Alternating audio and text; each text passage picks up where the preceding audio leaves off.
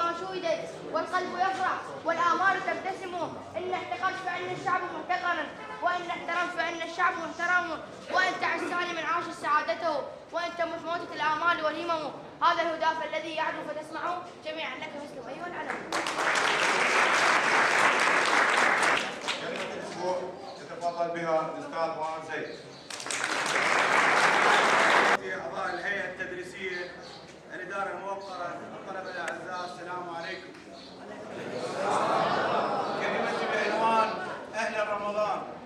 قال تعالى: بسم الله الرحمن الرحيم: يا أيها الذين آمنوا كتب عليكم الصيام كما كتب على الذين من قبلكم لعلكم تتقون. صدق الله العلي العظيم. قال الشاعر: أهلا وسهلا بك إذ كان اللقاء الأحبة في غدي. إن شهر رمضان ليس للصوم فقط، وإنما هو شهر العمل والجد والاجتهاد والنجاح. البطولة التنشيطية للثانوية الروادية هي فليتفضل. السلام عليكم ورحمة الله وبركاته.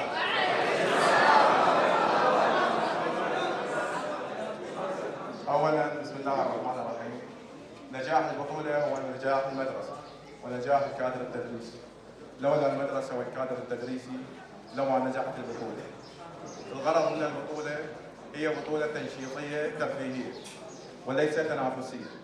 الناجح فيها الأول والأخير هي المدرسة.